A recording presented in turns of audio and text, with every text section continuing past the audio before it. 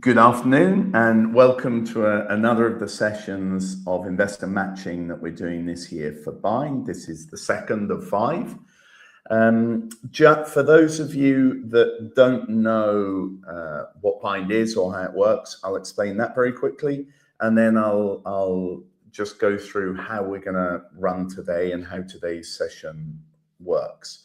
So first of all, Bind platform is an open innovation acceleration platform where a large number of corporates basically connect up with startups to run paid pilot programs. Very important point there, paid. This therefore gives the startups access to validation, commercial and technical validation of their solutions, and for the corporates it gives them access to innovation that with luck works really well with the pilot and then can be expanded to their entire operation. It's also very interesting, and that's what we're here for today for investors, because it obviously gives a technical and commercial validation to deep tech technologies, which is obviously often one of the things that's lacking. So what we're doing here is we're putting together investors that are interested in the solutions that the startups that present during the session are offering to the market, and obviously the founders of those companies. So today we have 6, and the way we're going to run it is quite simple. We'll start off, so we've got Kuzey from Lumo Labs, and we've got João from Plug and Play here connected. I can see them here in the backstage. And what I'll do is bring them on in a second, and then they'll very quickly talk through their investment thesis, and then we'll jump into the pitches of each of the startups. Now, each of the startups have 4 minutes for the pitch, and then there's 5 minutes of Q&A. The Q&A, obviously, as João and Kuzey are very kindly giving up their time, although they're obviously very interested in knowing the solutions, we give priority to the questions that they ask. However, and this is also an important point, if you're in the audience and you do have a question for one of the startups, please feel very free to make it. We'll put it up on screen, and that way the startup can answer your question as well. It also makes it more interactive, which makes it more fun and more interesting for everybody, as well as feeding the LinkedIn algorithm so everybody gets to see this, or more people get to see this. Now, Kuzey is on a train, so he's going to put his video on very briefly and then take it off because there were connection problems. But here's Kuzey and here's João. And guys, I leave it up to you two just to present very quickly your investment theses, and then we'll jump straight into the pitches. Thanks, Kuzey. João, I don't know if you'd like to start, João, and then we can jump to Kuzey. Can do, yeah. First of all, it's a pleasure. Good to see you. It's been a while, but it's good. So yeah, João, I'm specifically involved in sort of the EMEA fund management company that Plug and Play has set up over the last 3 years or so. To give you an idea, so Plug and Play is it's a bit of an atypical beast in the space, let's say innovation-wise, because we do a few things. On one side, you have sort of the corporate element, which is linked to open innovation services. So helping, large entities, be it public or private, sort of enhance their competitive positioning through the right bridge between the underlying startup ecosystem. So you have things like, open innovation services. You have things like corporate partnerships that we help to raise, pilots and POCs with companies. And then off the back of that, also a sort of acceleration layer that helps, very intentionally penetrate particular industries. And it's non-dilutive in the sense that we have, partners that pay us to run it, and then we select startups. On the investment side, you have a series of vehicles. We're incredibly active from pre-seed to pre-seed and seed, but also up to Series A.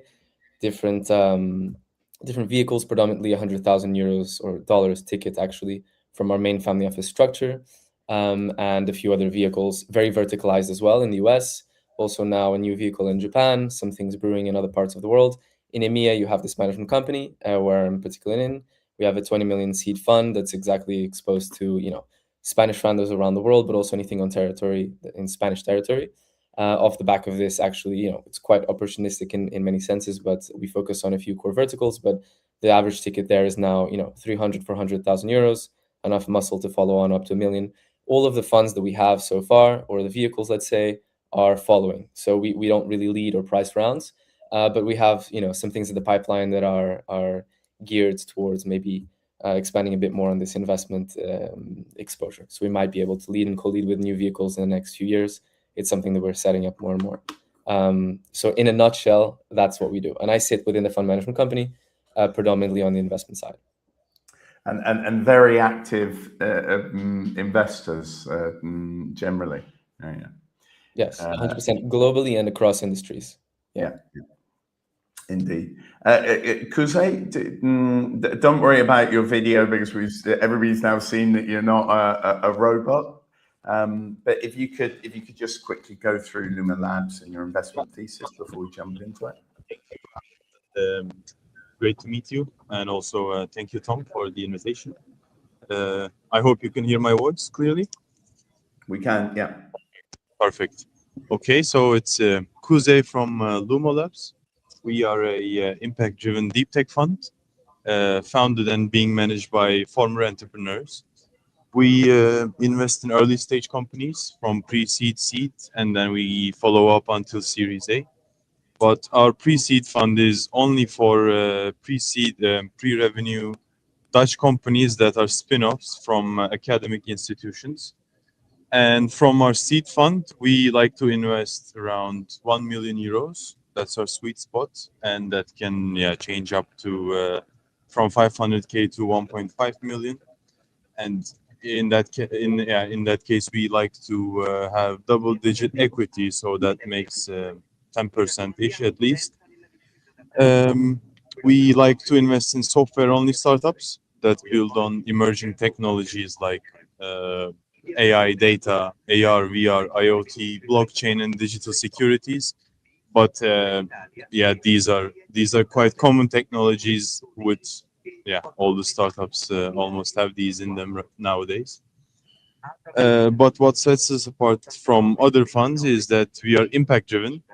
So that means we both aim for financial return and also measurable social and environmental impact. And in impact, we focus on 4 specific UN goals. These are education, climate, healthcare, and sustainable cities and communities. We are also a smart capital. So that means we are quite hands-on once we invest. We have internal venture advisors that are expert on a lot of different things, go-to-market, product market fit, sales, and also we can help you with securing your next funding round. That being said, we also have the Lumo Impact Program, where we guide our portfolio companies on how to enhance their impact game. We help them with storytelling. We help them reach their goals and KPIs as fast and as efficient as possible. So we are a Europe-wide fund. We have an office in Eindhoven, which is our headquarters, where I was supposed to be today. We have an office in Amsterdam, one in Oslo, and one in Barcelona. Therefore, we can invest into the Iberia region, Netherlands, Germany, Belgium, Nordics, and Baltics.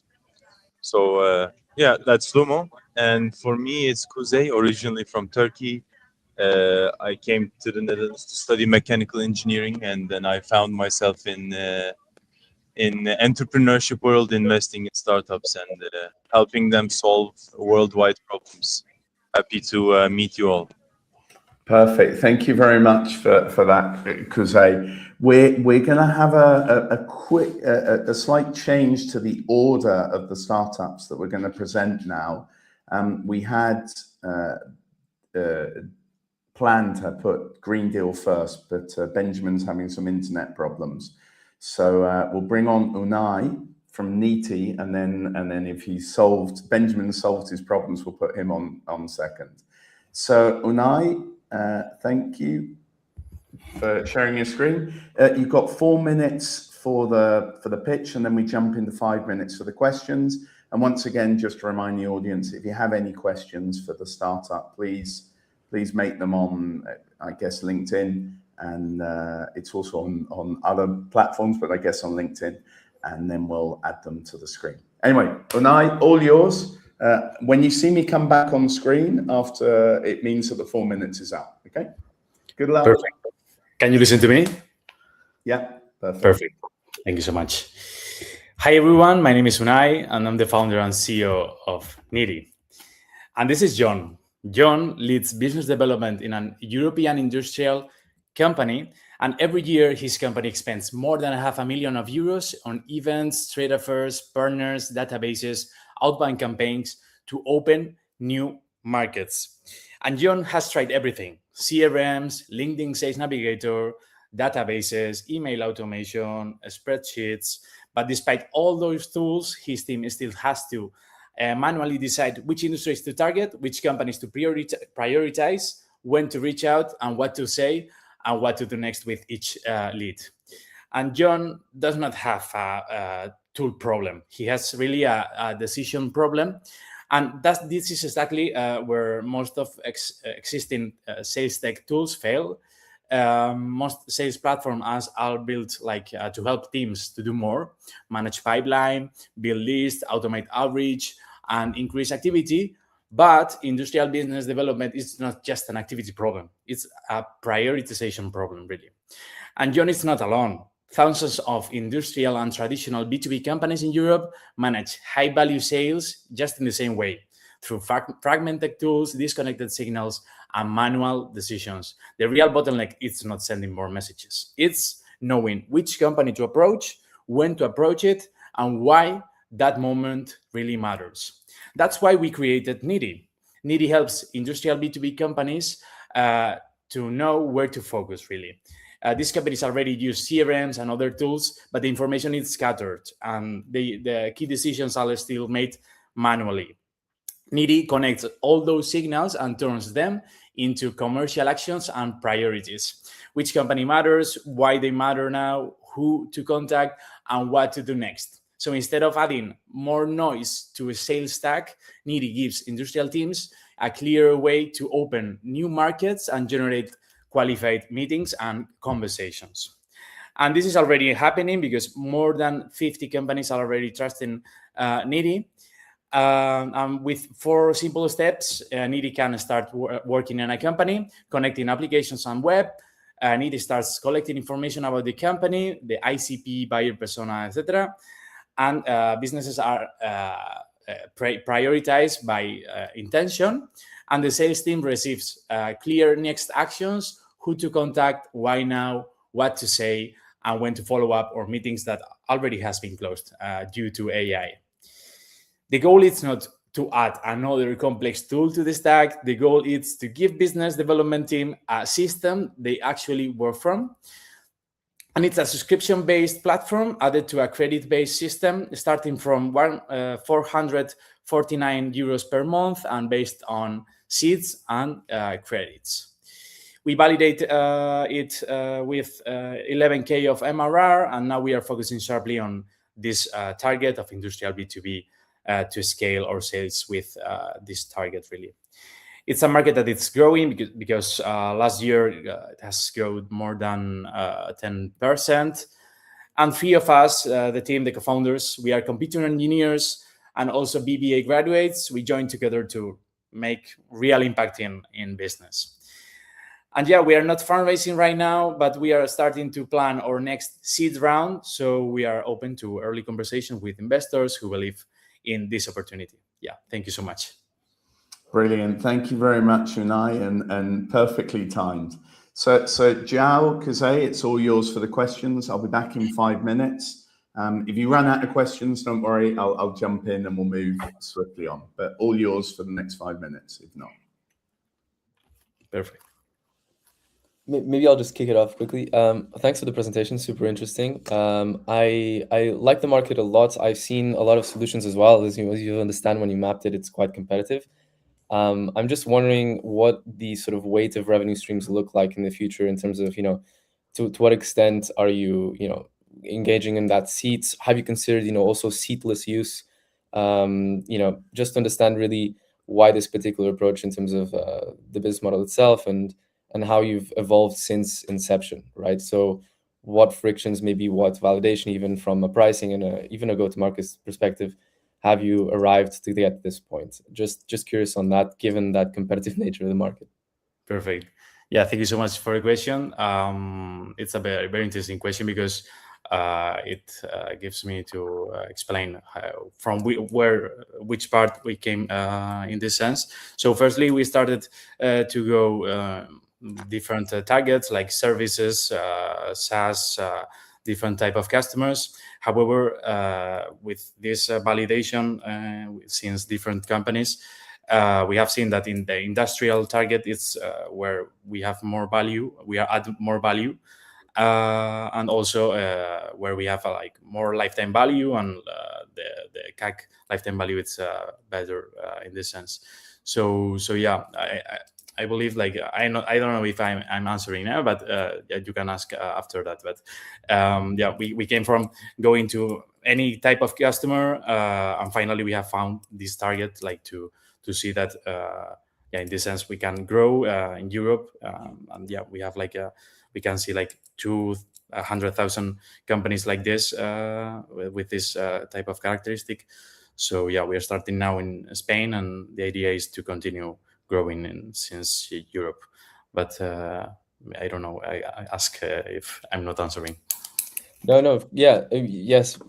Partially. I just wanted to understand really sort of the evolution from the beginning versus now versus sort of the next few years in terms of, yes, that specific target of the market, but the business model itself. You mentioned seats and buy credits, right? But yeah, how do they work together? Because, for example, there are models that maybe are seatless, and you just provide credits in general. You don't, and so I was wondering if that evolved from a conversation with industry rather than your initial vision, of the business model itself.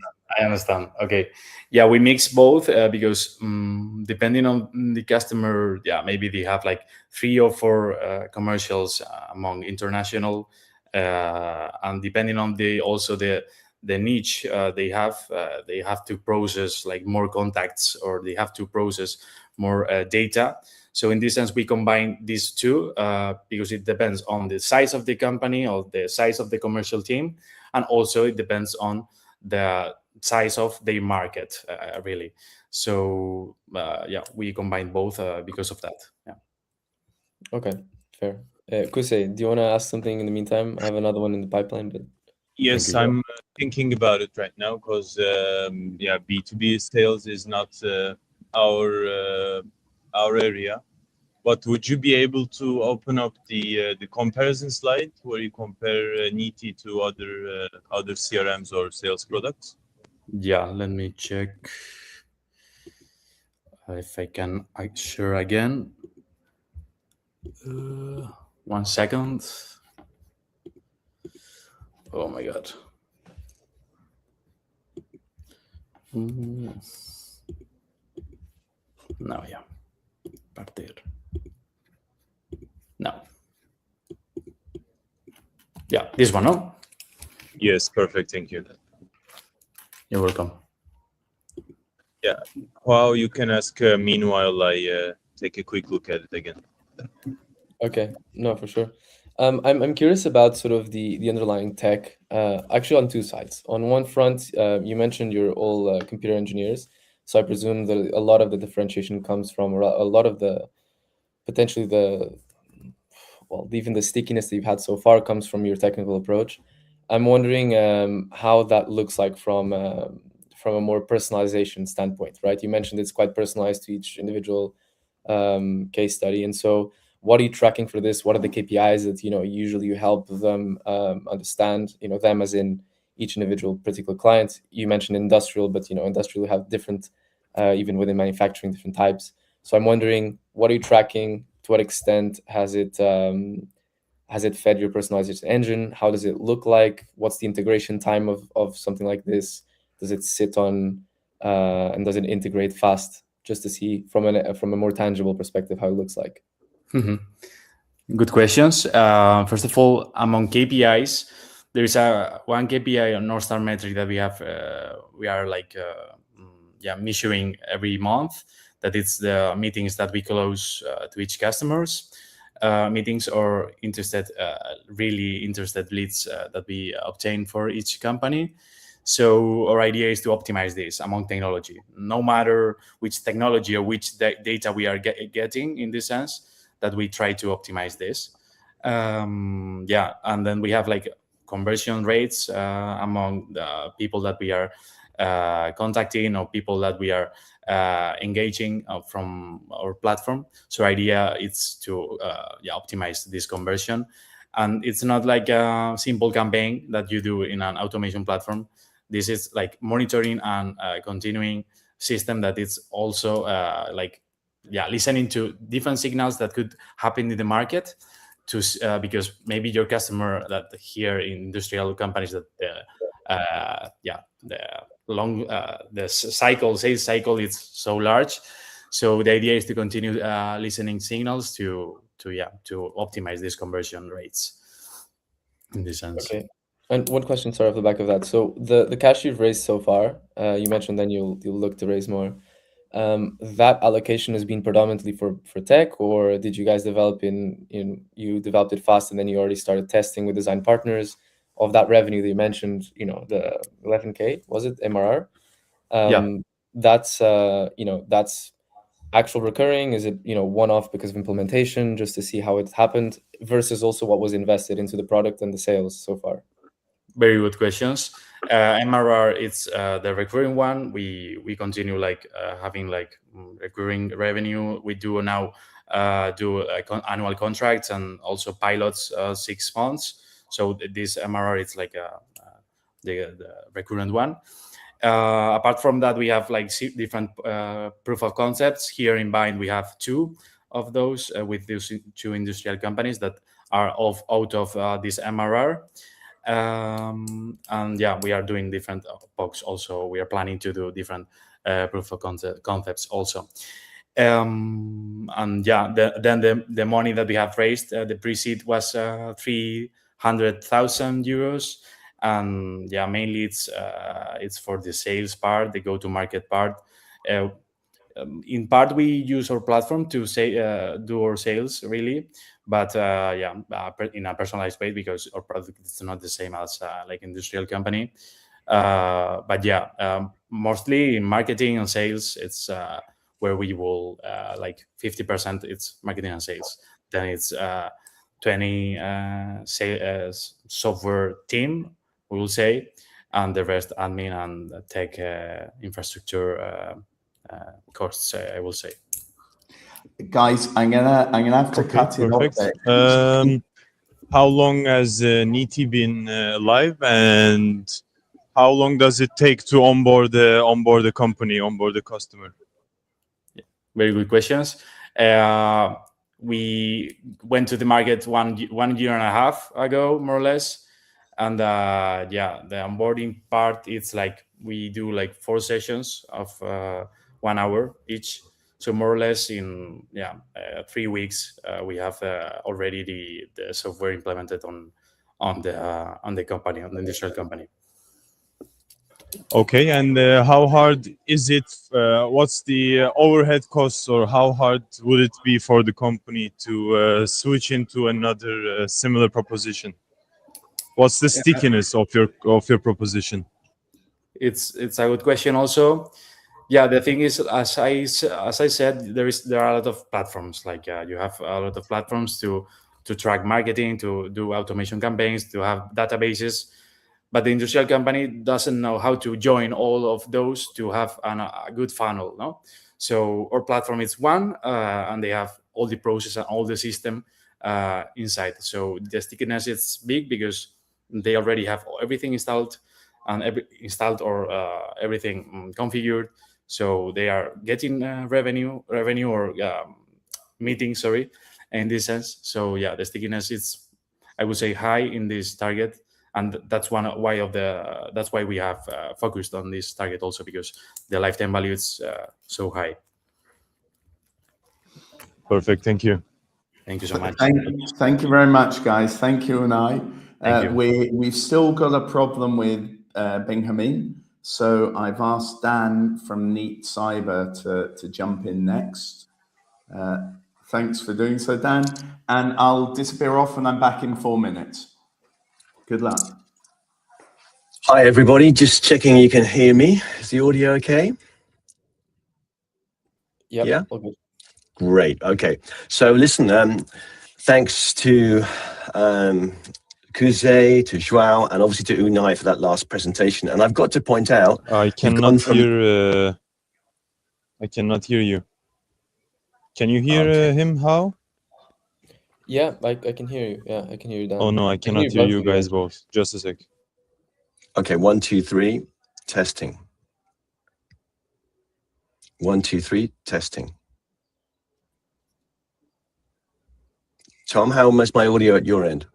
Yeah, it's perfect. It's perfect. There's no problem. It must be an issue with Kuzey. I just get going and then he'll hear, as you go along. Okay, I'll work on that then. Yeah, I was going to say thanks to Unai, and we've gone from Neety to NNEAT, which I've got to point out as well. So this is NNEAT Cyber. Right, hi. My name's Dan Brett. I'm the CEO of NNEAT. We're a cybersecurity startup that defends what matters for our clients and helps them adapt faster. Okay, so here you're looking at our composite of our buyer, which is the cybersecurity leader in a mid-sized company. About every 12 hours, attackers ship new AI-driven techniques, but every 12 hours, the average mid-market CISO, which is the security leader here, Bob, falls further behind. They spend about $500,000 a year or more on security tools, and yet we've seen that most of them still can't answer one question their CEO often phones up and asks: are we ready for the threat that I've just seen on the news today, and how's it going to impact our business? The problem really is in mid-sized enterprises. These are the manufacturers we have, regional banks, energy companies that hold up the European economy. And now they sit in a dangerous gap. They're too big to ignore, but also too small to defend like a Fortune 500 organization with dedicated security teams. They've got fragmented tools, poor visibility, and yet they still have boards asking the difficult questions that they can't answer. We've seen that about 87% of security leaders in these organizations suffer from these same problems. So what is NNEAT? NNEAT is a solution that closes that gap. We're an AI native agentic platform for continuous threat exposure management. It's a category that Gartner says is going to grow into about a $5 billion market by 2028. And in a single onboarding conversation and deployment with our AI agent, without any hardware integrations at all, we can map a customer's defenses against the real-world tactics of their adversaries. That's our little twist. We're focusing on how the bad people behave and mapping your defenses to that. We discover your exposures, we score them, we prioritize them, and we turn that cyber risk into a board-level KPI to explain to the board what's happening.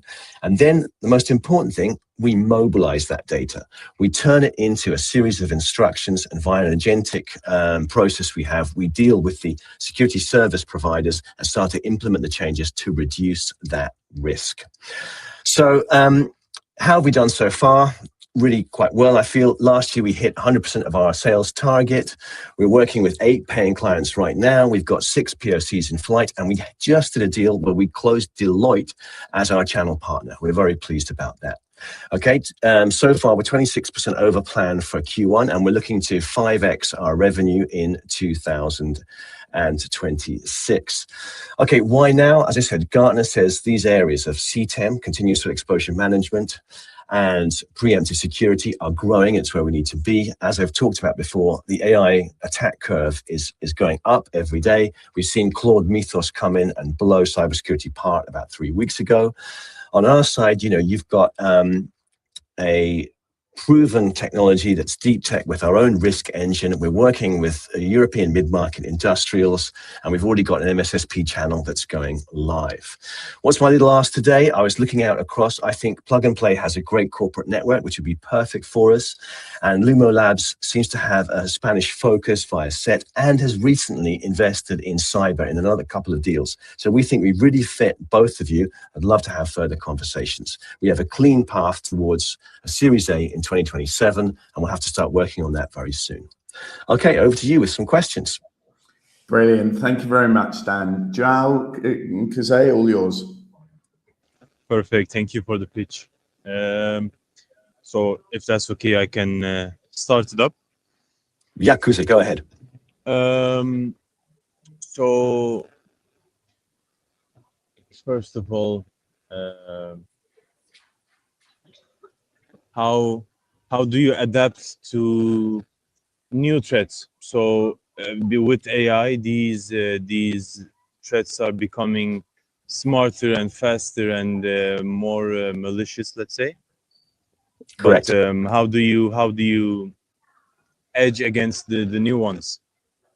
Okay, so part of the tool we have is a threat intelligence agentic section of it. So we're basically gathering intelligence reports on what the criminals are up to, and we break it down into a special language that the MITRE organization has developed over time, which is called MITRE Attack. It's basically about 750 separate techniques that AI, well, the cybersecurity threats and threat attacks use.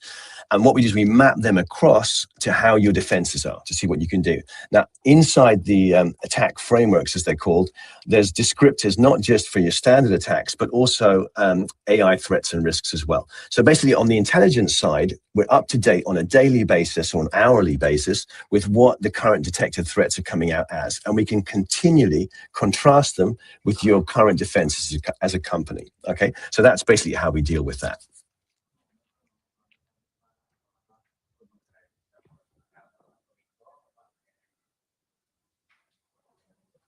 Yeah, I'm sorry, my browser for some reason don't let me hear your voice. I don't know why. It's not about the internet. I'm sorry, Kuzey. I'm trying to figure that out. João, Tom, how are we doing on audio? I'm sorry about this. You're fine. You're fine with the rest of us. João, all yours then. Yeah, no, thanks for that, Dan, and super interesting, by the way.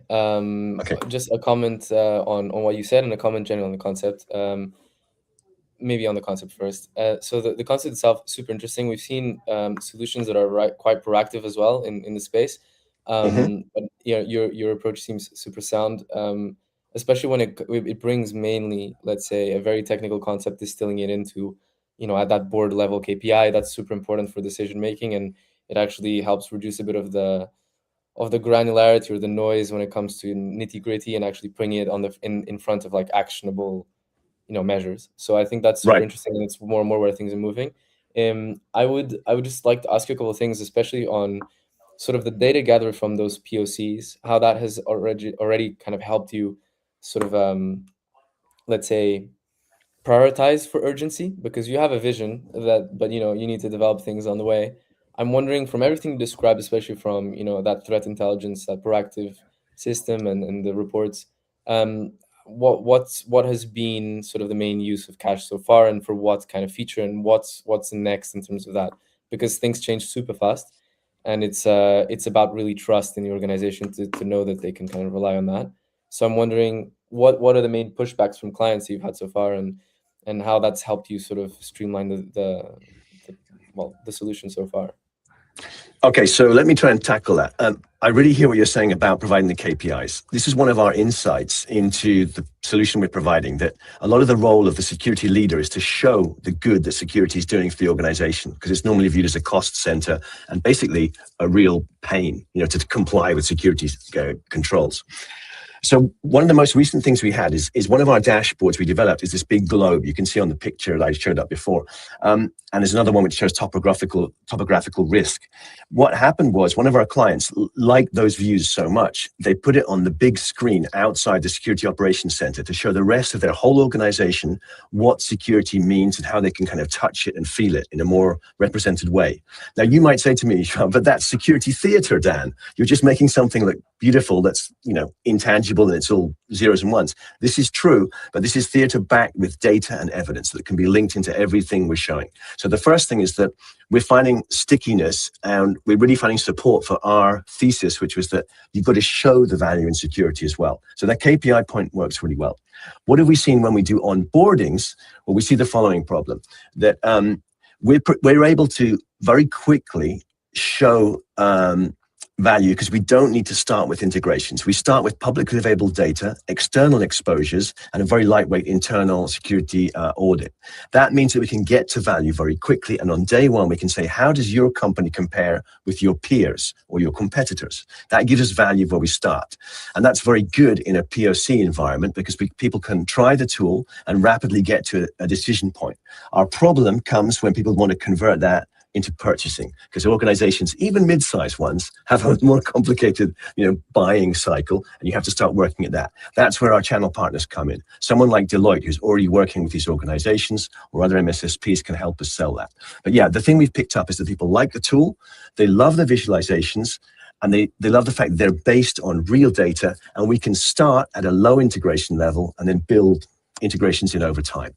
So in my history in cyber, I've seen a lot of tools get left on the shelf because they were too hard to integrate from the get-go. So we tried to solve that as we left. So I hope that shows what we've tried to do in terms of the core value proposition around value and KPIs, and then what we try and do in POCs to get quickly to a decision purchase point.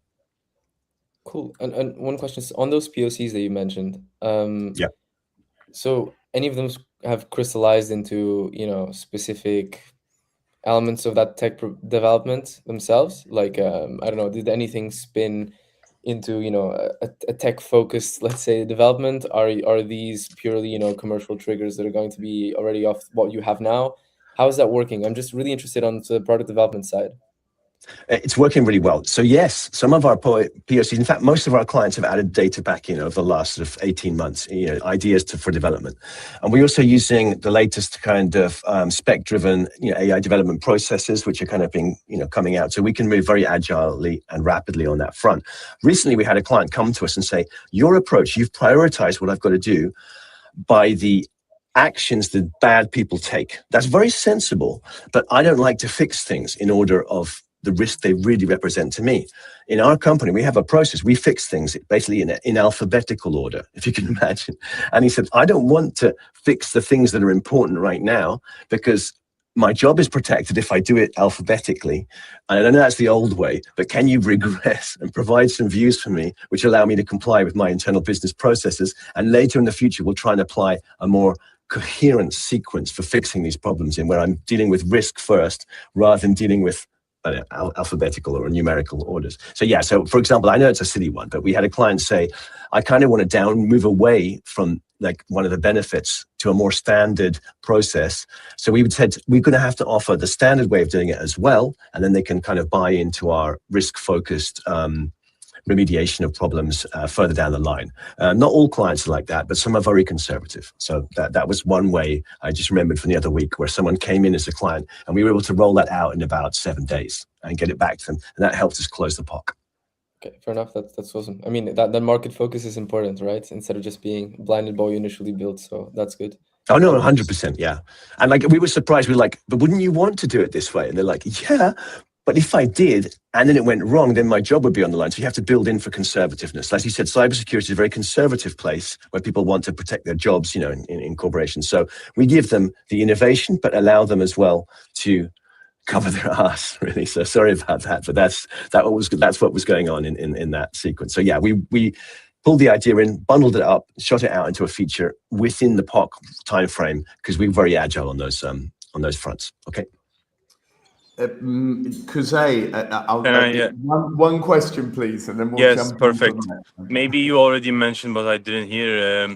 So about the team, what's the current sales to tech people ratio?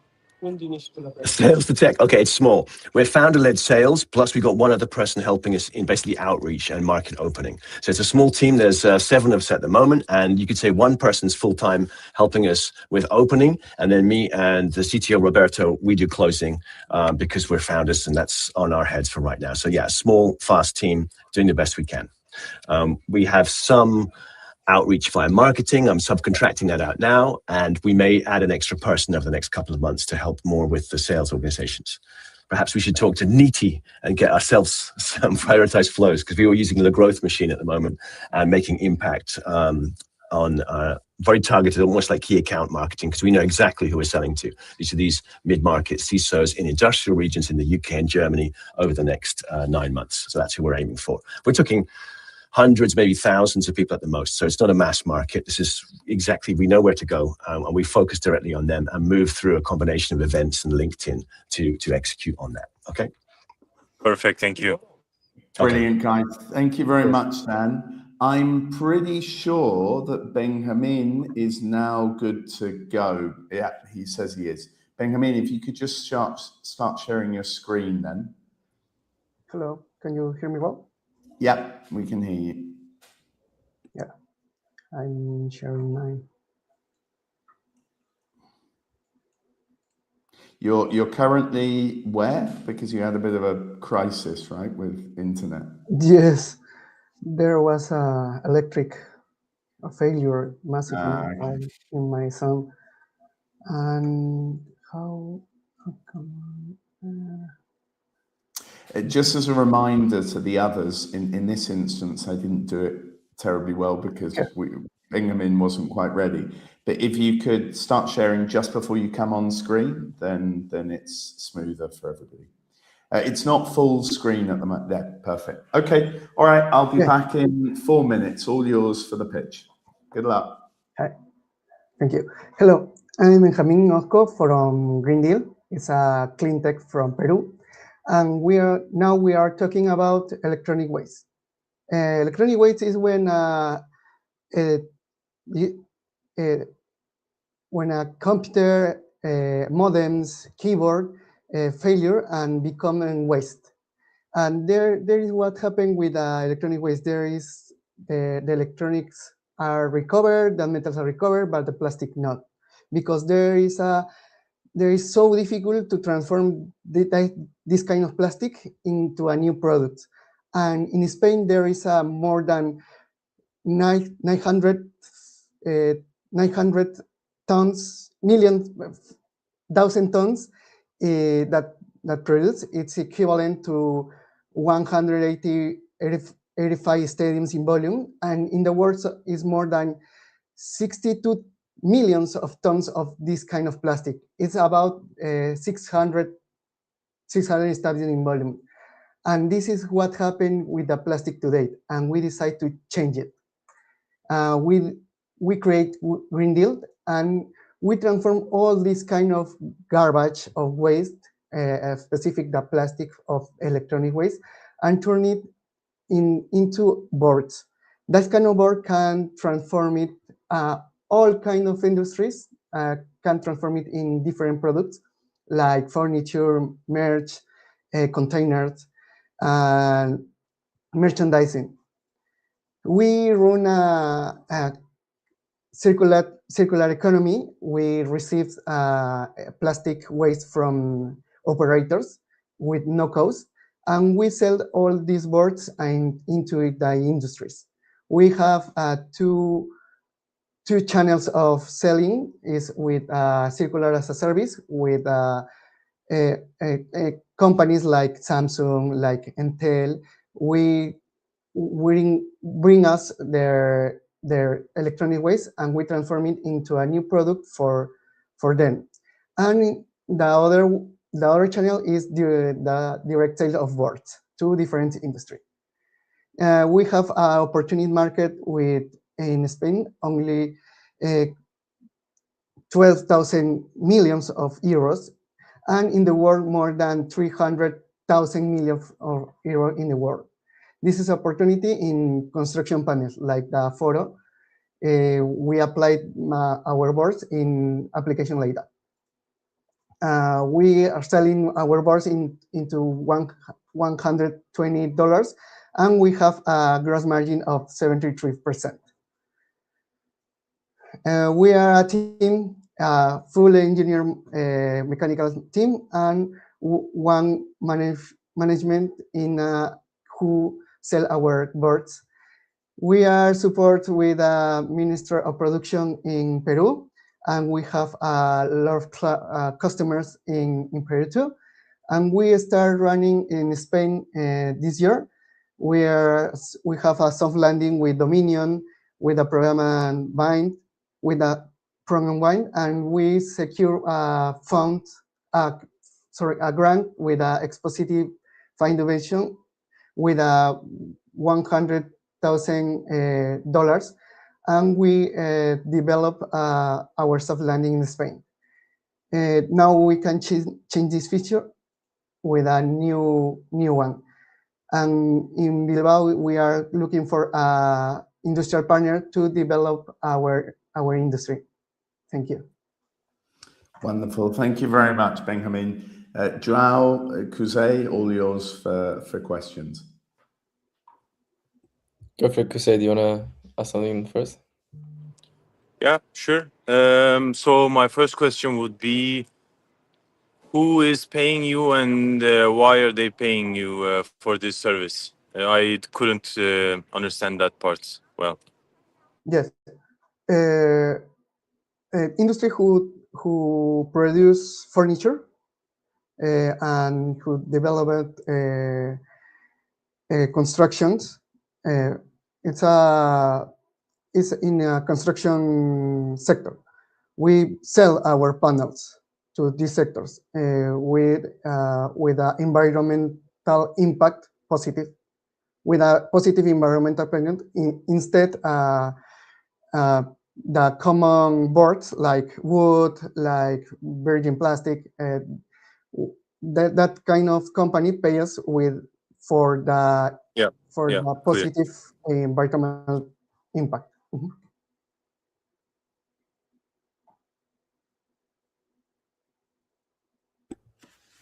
One question we have on my side. So, and one remark. So, I've seen, interesting plastic recycling, distilling that into pellets and selling them like that.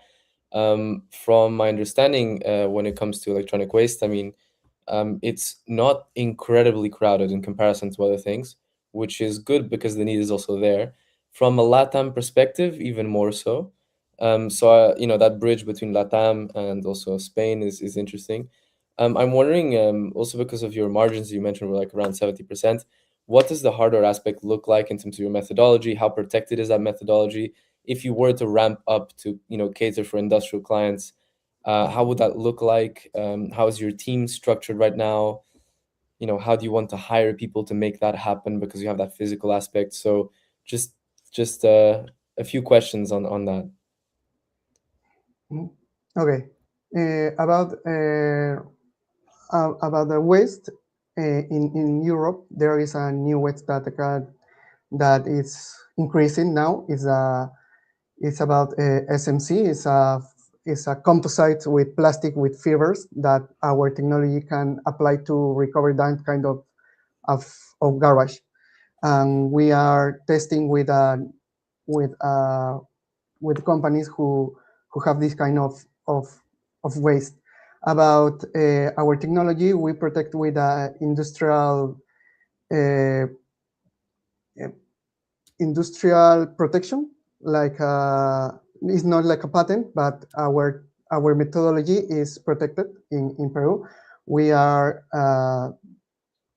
our objective is have a protected like that in Spain and in the rest of the world too. And about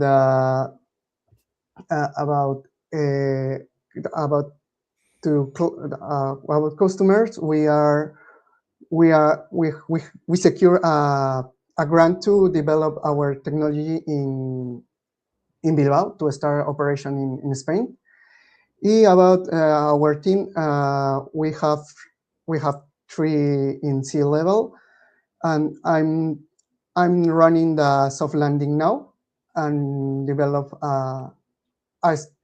to hire new team in Spain to develop our operation too in new markets. About I think that's all right, or there is a question that I'm missing? Yeah, no, it's about also like sort of the team internationally and how ready you are to kind of like, you know, take on larger clients, those that maybe would actually need, you know, more delivery. And I know that you're delivering these you know, these processed sheets to be able to be produced. I'm wondering, you know, also like the type of revenue recognition you've had so far, how that looks like, you know, because, you know, to get recurring revenues out of this maybe is a bit more challenging, but maybe the larger business model in the long term will pay off. I'm wondering how you're structured in terms of sales, recognition of revenues, things like that. Okay, about sales, we are we have like I said, we have a net 73 gross margin is because we're plastic companies get the plastic for free, and we are to escalate to another countries. We are running the same dynamics. There is a kinds of plastic waste to there are not companies to can recover, and we are the only one solution. And there is how we're in the long term terms, we are only solution to companies to don't have a solution, environmental solution. Okay, I'm going to cut it off there because we're running 9 minutes late. So Benjamin, thank you very much. I'll bring. Thank you, Dan.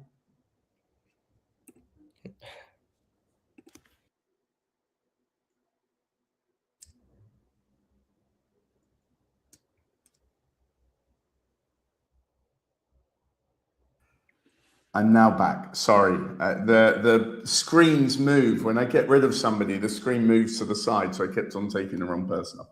I will now bring Maria back on screen. Maria, if you could share your screen. Just a reminder to the last two that if you could do this when you know it's your turn coming up, that would be brilliant. And here we go. Maria, all yours. I'll be back in 4 minutes' time. Oh, no, we can't hear you. No, you're not muted.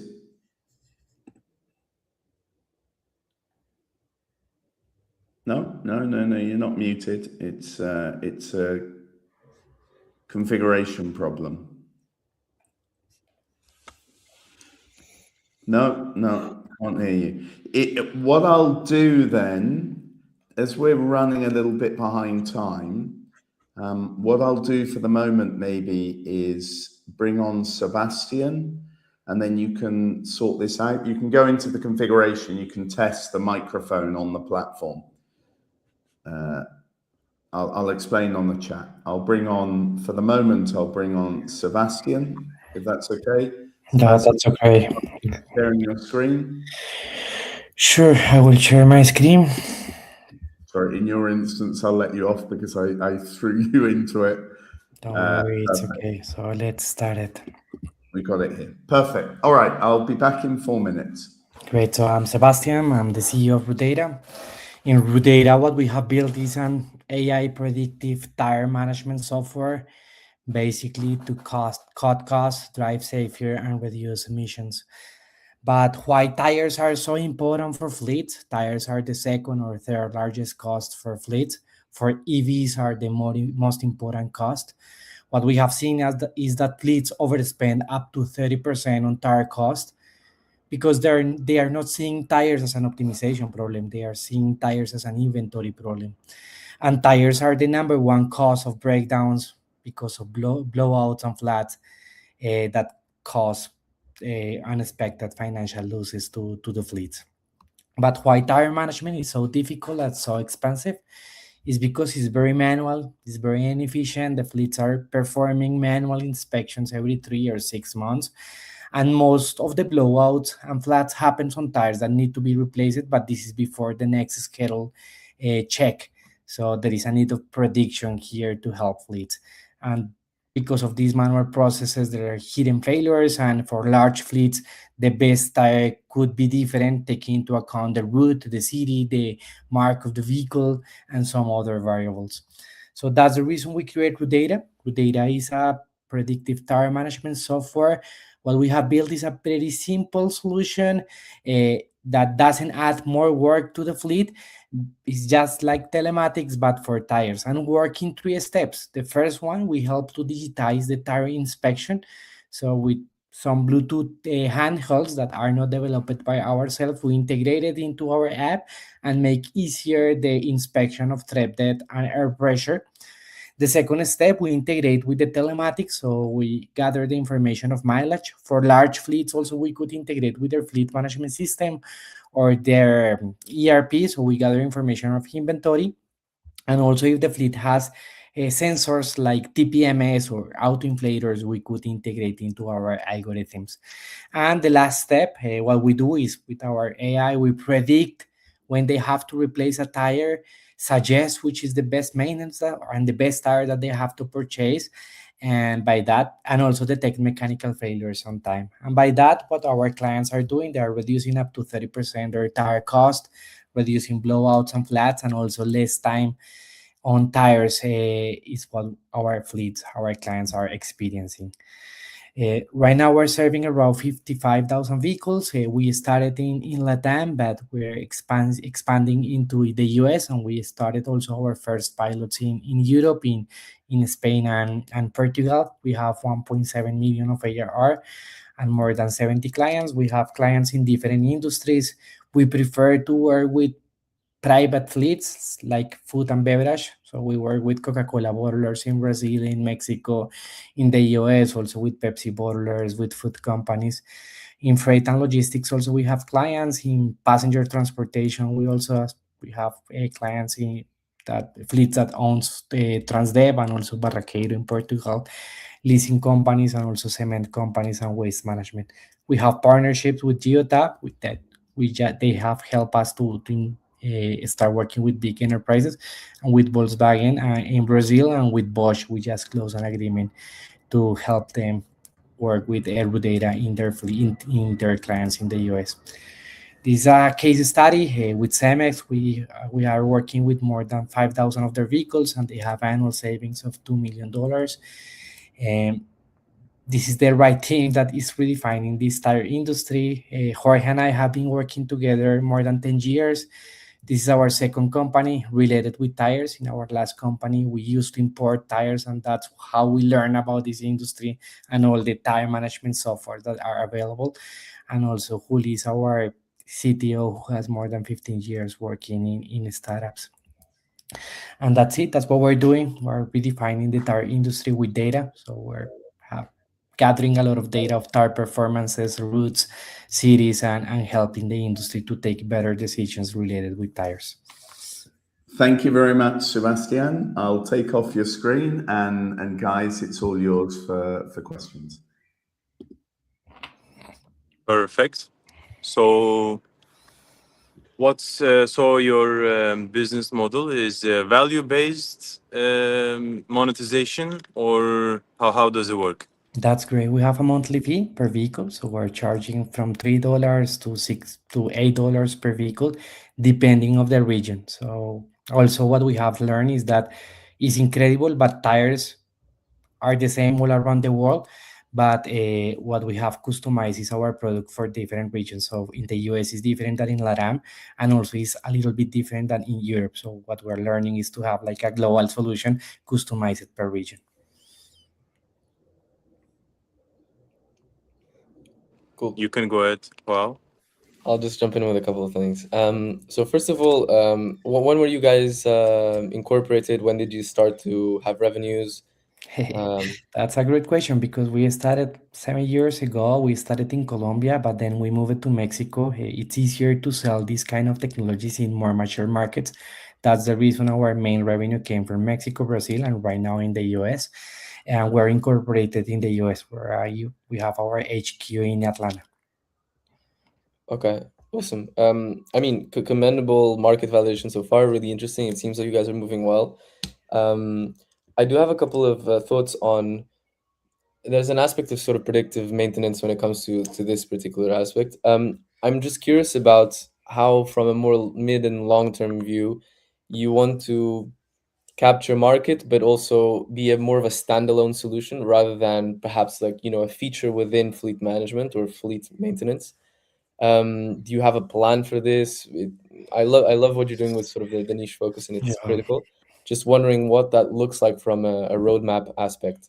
That's a Be great standalone. question. That's a great question because there is a big dilemma, like being a feature, being like a system of records for fleets. What we are seeing is that our bet is to be very niche and being the best on tires because there is a hole and a space to be the best tire management software in the world. That means we should work and integrate with other system of records. So that's the reason we're integrated with Geotab. We have an example in the US. So our predictions generate alerts in Geotab. Geotab send alerts work orders to SAP. So what we are seeing is that we could be like that tire management software integrated to the other ERPs and fleet management solutions.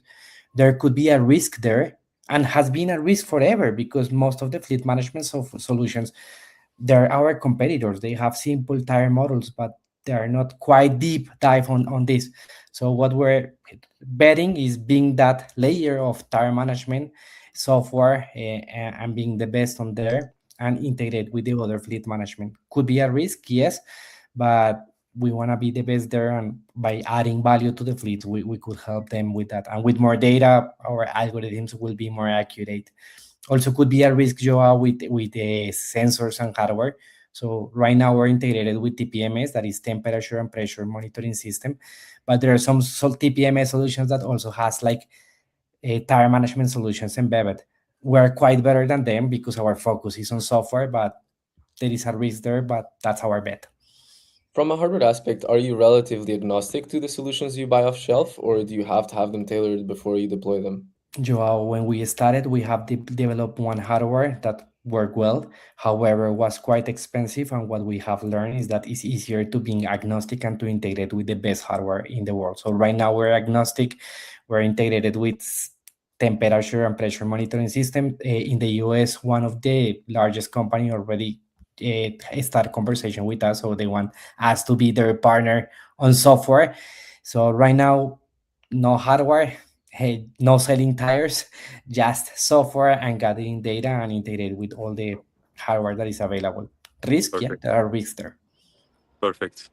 And how does the next step look for you guys? So what's your game plan in the upcoming 1 or 2 years? Okay, our main priority right now is focusing the US market. So that's the best, like the biggest challenge to being a global solution.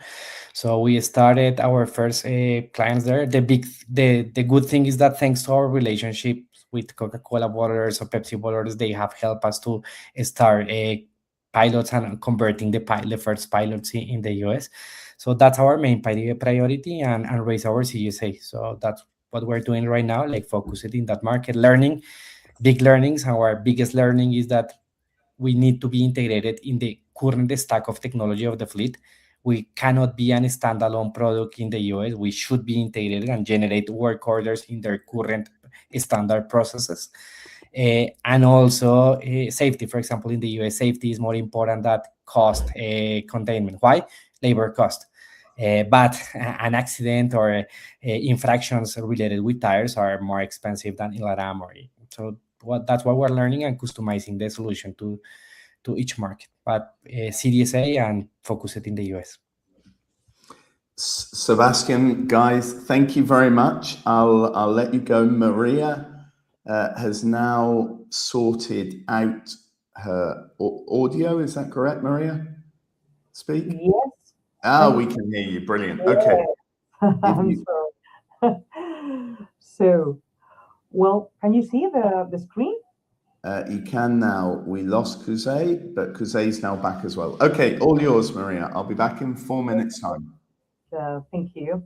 So we are PHOTOKRETE. PHOTOKRETE is a deep tech in the construction sector that has developed the first motor capable of reducing the surface temperature by more than 30 degrees and generating a cooling effect in cities of up to 12 degrees during heat waves in cities. So nowadays, this is the only known and scalable solution to mitigate urban heat island effect in cities.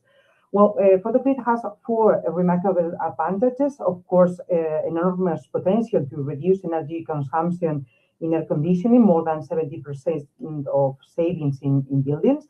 We suppose a huge impact on reducing carbon and greenhouse gases. And as I told before, we have a great potential to mitigate the urban heat island effect. And the most important thing for the industry that PHOTOKRETE doesn't require any investment for cement sector. The production process is very simple. We use commercial and cheap raw materials, so the technology is ready to be used now. The RueData technology is an Horizon 2020 Pathfinder project with booster of EIC. And well, the launch of the spin-off was in Impulsate program. It's an acceleration program. We are nowadays a spin-off from the Spanish Research Council, the Public University of Navarra, the University of the Basque Country, and we have 3 patents licensed in exclusivity to the spin-off. We are in a very huge market that is expected to be doubled in 2030, and in a special need that it supposes a very interesting price margin in this sector.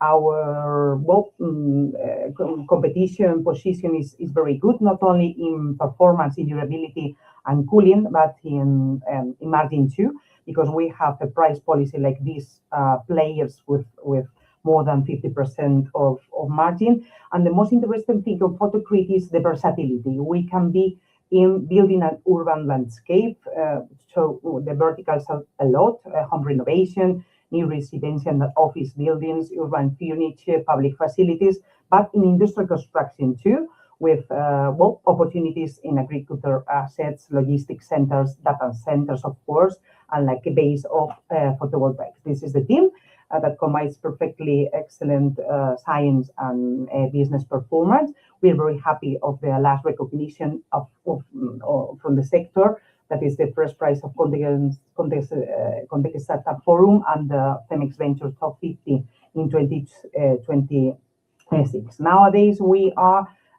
developing our market entry. Our industrial partner is Caltinor, and we are working with the first player in plastering mortar in Europe, that is Baumit. We are working too with EICA in Bind, joining our technology with their A1 insulation panels. And the first product to go to the market is with Raincoat, that is a facing brick that we present 2 months ago with different applications. So we have the 4 pilots planned during the summer in Europe. The team is growing now. We are now 12 people in the team. And our first challenge, our focus challenge is going to the market this autumn. So nowadays we want to make a real change in the construction sector, and we are looking for a round of 2 million by the end of 2027. Thank you. Wonderful. Thank you very much, Maria, and perfectly timed. João, Kuzey, all yours for the next 5 minutes. Thank you. Maybe just to start off, a quick one. Thank you, Maria. It's a pleasure. One question about, so you mentioned that it's essentially a spin-off, right? And I'm wondering if you have any particular dependencies. I know this is sort of a public gathering, so I'm not going to ask about ownership and percentages, but just in terms of dependencies from an R&D perspective, or are you sort of isolated already as a standalone structure? Both, because both the SIC and Public University of Navarre are in the cap table now. We have different agreements for each patent with agreements of royalties with them. Of course, we have the exclusivity of the patents during 25 years, and we negotiate that agreement with different royalties with them. Of course, they want to promote this spin-off, so the royalties are passing and interesting for the spin-off to promote the scale of the technology. That is the focus of the SIG and the universities. Okay, cool. A little bit just on the actual cost of this. We're talking about large scale, which means you're talking about tons, and so I'm wondering what sort of the photonic cement versus classic solutions look like from a cost aspect, and if that's your main trigger when you sell, or if you have other points that you usually pull from a commercial standpoint when you pitch this to to industry. Well, this is cement, so the minimum size to scale is 24 tons to have a very good margin above all in logistics. That it is the critical thing in the scaling to have a very good performance in margin. Is minimum is 24 tons. So we want to scale in both directions. Motor, that it's measured by tons, but of course with different products like our brick, our spacing brick, and there the scaling is square meters. So we have to measure the scale in different ways. Our focus is rehabilitation. First market entry is focused in rehabilitation with that facing brick. The solution for energy efficiency in buildings are very few for rehabilitation. So I think we have a good opportunity trying to scale through that vertical of rehabilitation. But we are trying to define a factory to go quickly with the scale, but this sector is special. Its product is cement, and the numbers to scale are very, very huge. Yes. Yeah. Maybe to add to Joao's question. So first of all, who are you selling this to? Is it to companies, companies that build these buildings, or to governments to build, like as you've shown some pilot cases like parks, etc.? And if it is and what's the cost? Let's say, so for the traditional cement, how much does it cost for a traditional brick and for the brick that you produce? So what's the price difference? Is it cheaper, more expensive? And if it's more expensive, then what's the motivation on B2B companies buying this product? Okay. Except for the sustainability aspect, I would say. Yes, a lot of questions. So, the pricing policy. Well, it is different in mortar than in products. We are not cement. We are not an ordinary cement. We are a special mortar, in a special mortar niche. In that niche, we are going to define the same price policy of the rest of the special mortars that do the same thing that us, but it's very different because the durability and the performance is very, very it's worse. So the price will be the same, and with the bricks, we are defining a market price only 10 euros more per square meter. That our partners suppose that it's a very good price. There is no difference. So because the problem is that our first partner has a very good position in public facilities, and public facilities, of course, to absorb the increase of price is very difficult. But for us, the impact of the technology is very wow in public facilities and in private. So we are trying to do both, private with plastering mortars and public facilities with the facing bricks, and with a very similar price of the competitors at normal bricks with the technical cooling capacities. Clear, And thank you. we can do it, and with pre-scaling cost that we are now. Brilliant. Maria, I'm going to have to let you go because we finished the 5 minutes, and I'll bring on Ander, who has been, we're 15 minutes late, but sorry about that, Ander.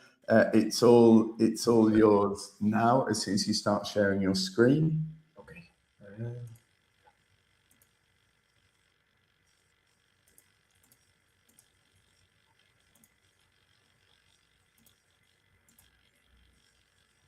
And I've got you there. Kuzey's lost connection, but if you get, he's back. If you just start off, and I'll be back in 4 minutes. Okay. So good morning, everyone. My name is Ander Maestegi. I'm the CEO and co-founder of Zeru Drones. At Zeru, we automate industrial inspection in complex environments through autonomous drones. So industrial downtime is a massive pain point. Every hour a bridge crane stops or a heavy machine fails, thousands of euros of cost. It means thousands of euros of cost. A current standard inspection means stopping the production, mounting scaffolds, or putting workers at risk. This is slow, expensive, dangerous, and a reactive inspection. Standard drones fails here because they lose signal in complex or GPS-denied environments as factories or warehouses. Zeru provides the only hardware-agnostic AI brain for autonomous inspection. Our core 4 technologies turn any drone into an intelligent inspector. This approach allows us to adapt faster to the client needs and without the cost of custom hardware. The process is seamless for the client. They just have to deploy the drone with one-click launch. The drone flies by itself with the autonomous navigation, and all the data is analyzed by AI for the fluid detection. All this data and all these reports are directly synced in the maintenance system of the clients, so that we provide the client an end-to-end autonomous maintenance system. We provide zero human risk, 70% faster inspection, and 50% cost reduction. But that's not all. That's not all. One flight is just a photo, but we provide the client their recurrency in the flight, so they can go from reactive to predictive maintenance. We have a SaaS model, so we charge an initial setup fee plus monthly high margin recurring revenue. We are focusing in industrial infrastructure and power utility sector. It's true that our technology can be replicable in other sectors, but we are focusing in this one because we think that the need here is quite bigger. Our sum is $12.8 billion, and for 2030, our sum is $25 million in European market. As you can see, Zeru Drones sits alone in the high autonomy and operational versatility, because big players as DAI or Skydio depend a lot in the GPS or in good conditions, and players like Verity or Indoor Robotics are very niche focused in logistics and in security. And Zeru is built to deliver full autonomous in different industrial environments. We are validating this with GH cranes, and we are in advanced talks with top logistic providers. We are backed by Amazon Web Services and NVIDIA, and our team is ready to scale this internationally. In late 2026, we will start raising 350k euro seed round for seeking smart money partners to accelerate our scaling phase, mostly in Europe. So that's all. If you are interested, let's talk. Thank you. Brilliant. Thank you very much. And João, Kuzey, it's all yours. Perfect. Thank you, Ander, for the presentation. I would love to understand what's the motivation behind raising 350K. Why not more? As I do think that there is a great potential, but why don't you go more aggressive? I think 350K seed stage is quite on the lower end.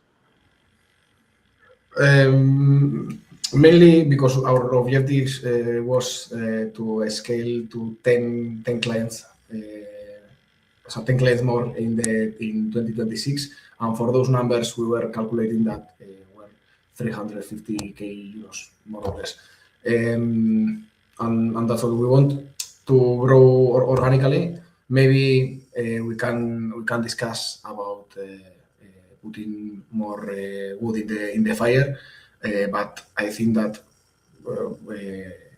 in our case, we want to, until 2028, growth a little, I don't know how to say.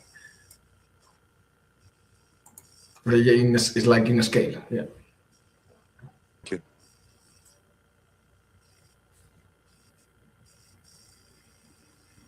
You can go ahead, João. Yeah, I will do. Okay, thanks, Ander, for that. Super interesting. I'm wondering, first of all, a couple of comments. It's a well-funded, let's say, part of the industry. It's definitely exciting and definitely very relevant. I'm wondering, from the case studies that you've had so far, and from a more structural integrity perspective when it comes to construction, so inspecting cracks and things like that, is the solution already there? Like, can you do, specific, flyby around and see how things are done, but maybe, zoom in on some areas, and how accurate can that, let's say, survey with the drone be for that structural integrity to really check, these things? Do you rely on specific hardware as well, or it can be any kind of drone? Just how are you structured for these more accuracy-based case studies, Yeah, that's a good question. The point is that we are hardware agnostic, so we can implement the best hardware in each case. If you want thermal vision, we can apply thermal cameras. If you want ultra zoom, we can put ultra zoom cameras. Of course, maybe it can be any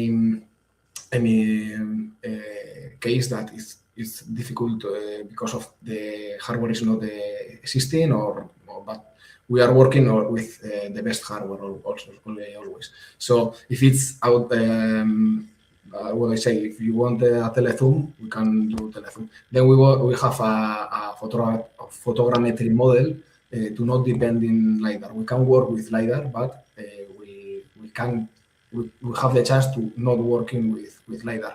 And this photogrammetry model enables us to create a 3D model with just one video.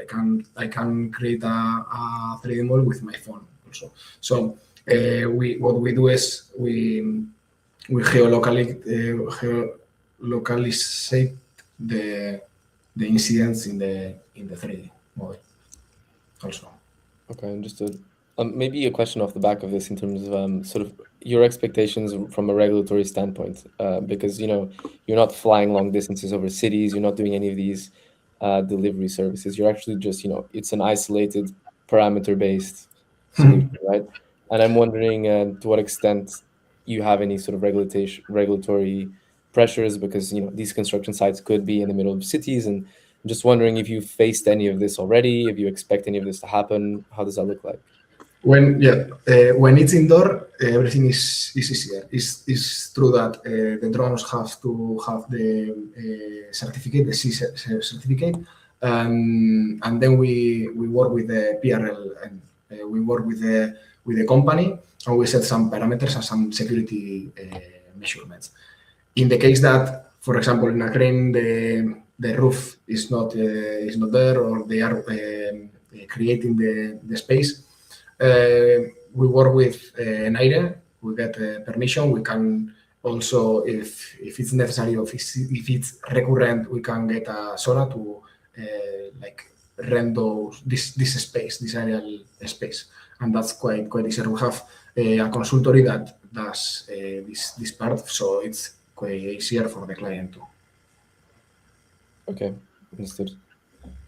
Brilliant. Thank you very much, Ander. Thank you very much, João. Thank you very much, Kuzey. Thank you very much for those that are still connected. We've finished. I'm sorry that we went over a little bit on time, but obviously the technical issues didn't help. And I hope that you found it useful. João, Kuzey, if you want me to put you in touch with any of the founders, please let me know. I'll remind you on email now. And thanks a lot. Let's see you again maybe next year. Okay. Thank you. It's a pleasure. Perfect. Thank you, Tom. Thank you for the invitation. And yeah, all the startups looks great, and I like the vision, the impact. So yes, let's solve some challenges, I would say. Perfect. Thanks there. All right, guys. Bye-bye. Bye-bye. Thank you for the time. All the best. Thank you.